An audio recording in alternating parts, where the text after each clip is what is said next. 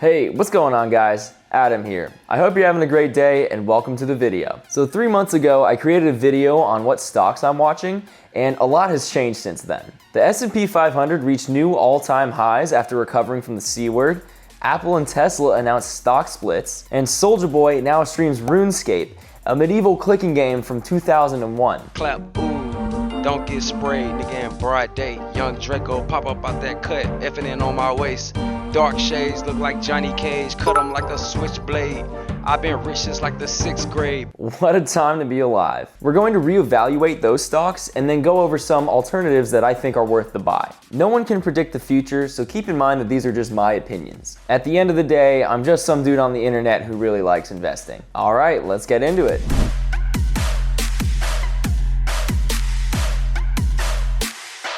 The first stock I suggested isn't just one stock, it's actually a bunch of stocks.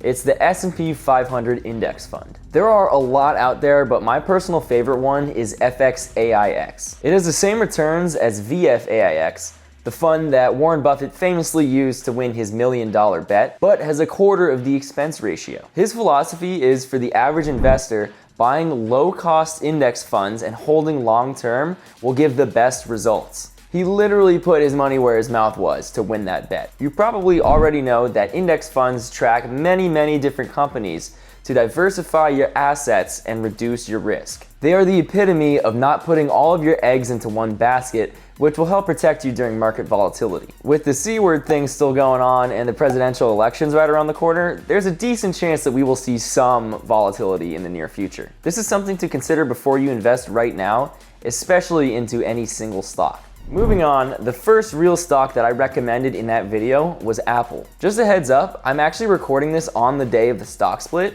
August 29th, so I may have to record some clips later on with more information. So if the clips look a little bit different, that's why, but I'll wear the same shirt just for continuity, after washing it of course. So if you're wondering what a stock split is, it's like if you gave me this crisp $10 bill and I gave you 2 5s in return. There's no net gain or loss when it occurs. The lower price makes it more accessible to investors, which increases demand, which drives the price up. The funny thing here is that they split the stocks already, but they haven't updated the prices on the mobile app to reflect it. If we take a look at one of my accounts that has a lot of Apple and Tesla stock, it was previously valued at $83,000, which is the correct value. But if you take a look at the actual balance that it thinks that I have, it's an incorrect value of $145,000. This will of course be corrected back down to $83,000, but it's an interesting bug to see and I really wish it was here to stay. Hey, this is Adam here from slightly more in the future, but also still the past for you. On September 9th, dropping in with some updates, and I'm still wearing the same shirt.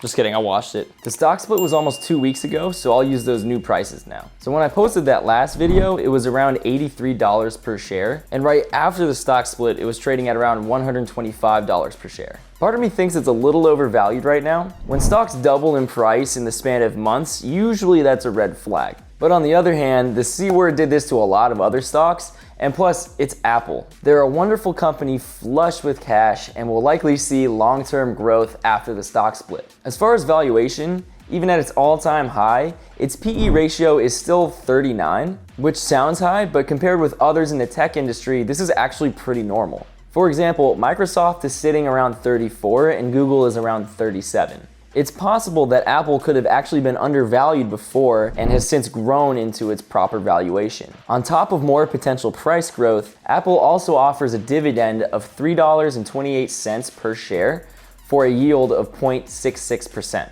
The new dividend after the stock split is around 82 cents per share with the same yield. While this yield seems low, it's honestly just icing on the cake when purchasing this wonderful company at a seemingly fair price. The second stock I recommended in that video was Disney. When that one was posted, it was around $122 per share, and now it's up to $135. Like I mentioned in that previous video, Disney owns or controls an absurd amount of other companies, like ABC, Fox, Hulu, and ESPN, just for starters. Here is an infographic to illustrate this point. It's comprised of a metric ton of different parts, from broadcasting services to real estate to intellectual property. The stock price is pretty fair given Disney's magnitude and reach, and I still think that it has room left to grow. Due to the C word shutting down theme parks, Disney suspended then cut their dividends from $1.76 per share to 88 cents, bringing the yield from around 1.5% down to 0.67%. This is obviously not ideal, but when you factor in potential price growth, this is still acceptable in my eyes. The PE ratio is 82, which is pretty high for the industry, so a solid alternative is ViacomCBS, also known as VIAC. At the core, they are pretty similar to Disney, with a focus on content creation and implementing their own streaming service. CBS is very well known, but they also own Nickelodeon, Comedy Central, and MTV. With the PE ratio at a much more favorable level, around 7, the price has room for growth and it is seen as a great value investment. The dividend is almost $1 per share,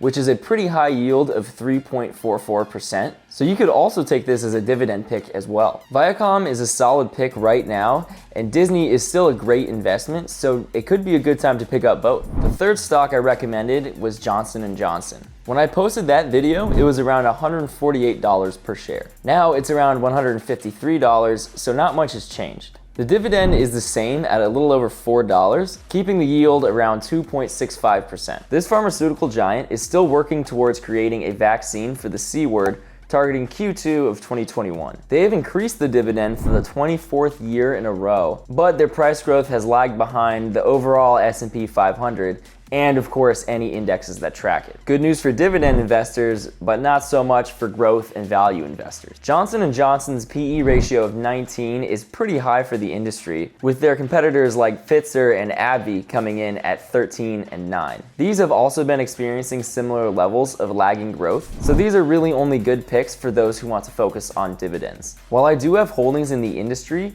I'm waiting until a more favorable entry point before I put any significant amount of money into it. The fourth stock I recommended in that video was Visa. When I posted it, the price was around $193, which has since increased to $215. The dividend is still $1.22 per share, which brings the yield down to 0.57%. I still absolutely love Visa as a long-term option.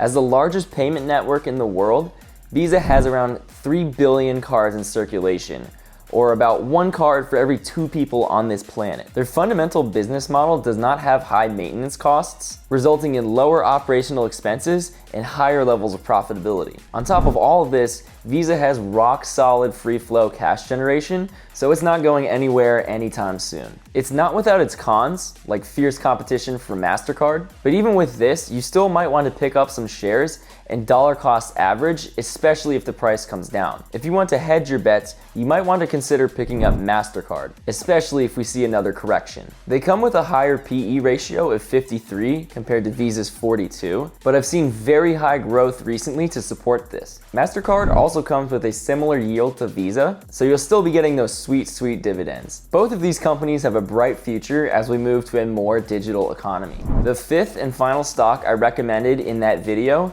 was Wells Fargo. When I posted that video, it was trading at around $29, and it has since decreased to around $24. Wells Fargo originally had a dividend of $1.63 per share for a yield of around 7%. Due to the effects of the C word and underwhelming performance, they cut their dividend by 80%, which leaves the new yield at around 1.66%. Pretty bad news for dividend investors, but for value investors, this could be a great opportunity to buy in at a low price, especially since they are under new leadership with a transformative vision. If you're looking for other banks to invest with, Bank of America is another great option. It's had a more stable performance during the whole C-word pandemic and has maintained its dividend of 72 cents per share for a yield of 2.82%. Not quite as high as the old Wells Fargo dividend, but a lot more stable. If you're after dividends, AT&T is your best bet to keep that high yield. They have a high dividend of $2.08 per share